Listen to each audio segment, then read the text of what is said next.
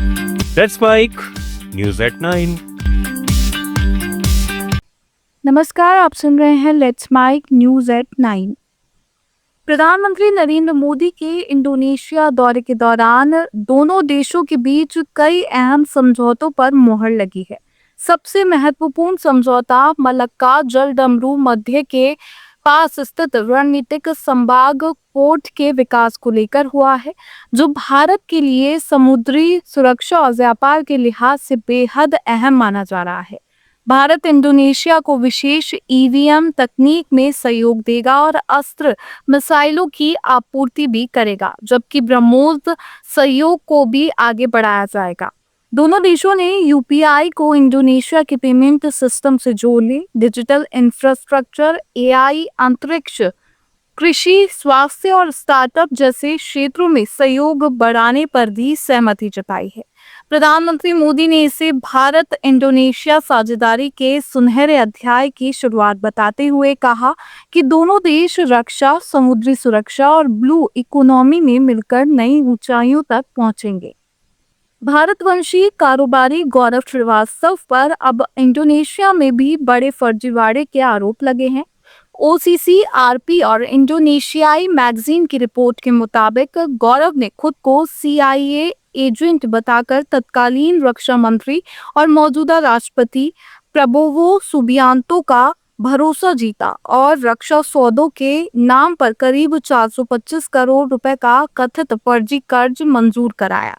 Report में दावा है कि उसने F-16 लड़ाकू विमान और ब्लैक हॉक हेलीकॉप्टर जैसे रक्षा सौदों का वादा किया, लेकिन जांच में उससे जुड़ी कंपनियां शेल कंपनियां निकली। अमेरिका में भी गौरव श्रीवास्तव के खिलाफ 2024 से धोखाधड़ी के कई मामले दर्ज हैं। हालांकि इंडोनेशिया के रक्षा मंत्रालय का कहना है कि कोई रक्षा सौदा अंतिम रूप तक नहीं पहुंचा, इसीलिए सरकार को सीधा आर्थिक नुकसान नहीं हुआ। बांग्लादेश के सीमा सुरक्षा बल की आपत्तियों के कारण असम की करीब 4.5 किलोमीटर सीमा पर बाड़ नहीं लगाई जा सकी है।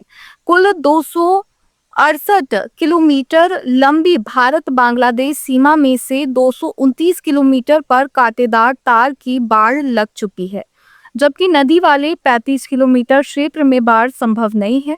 बॉर्डर प्रोटेक्शन मंत्री अतुल बोरा ने विधानसभा में कहा कि इन इलाकों में BSF comprehensive integrated border management system और नावों से निगरानी कर रही है।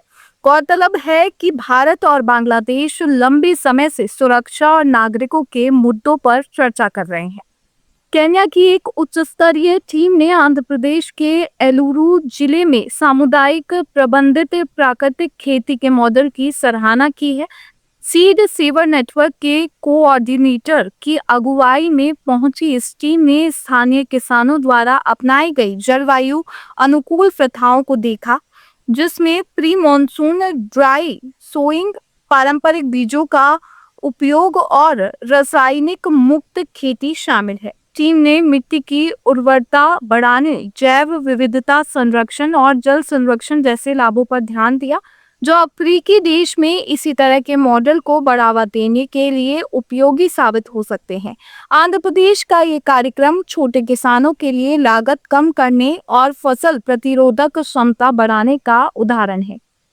अमेरिकी निवेशक और लेखक रॉबर्ट कियोसाकी ने भारत, चीन और पाकिस्तान के बीच पानी और रणनीतिक दबाव की राजनीति पर टिप्पणी की है। सोशल मीडिया पोस्ट में कियोसाकी ने दावा किया कि चीन के ब्रह्मपुत्र नदी के बहाव को लेकर भारत को अप्रत्यक्ष चेतावनी दी, जिसके जवाब में भारत ने मलक्का जलडमरू मध्य के रणनीतिक महत्व का संकेत दिया। कियोसाकी ने इसे आधुनिक भू राजनीतिक युद्ध का उदाहरण बताते हुए कहा कि चीन ऊपर से नदियों पर प्रभाव रखता है, जबकि भारत हिंद महासागर के अहम समुद्री मार्गों पर अपनी रणनीतिक स्थिति मजबूत कर रहा है। हालांकि उन्होंने ये भी कहा कि ब्रह्मपुत्र के अधिकांश जल का स्रोत भारत में होने वाली मानसूनी बारिश और सहायक नदियां हैं। आप सुन रहे थे let's mike more than radio. Follow कीजिए हमें हमारे सोशल मीडिया प्लेटफॉर्म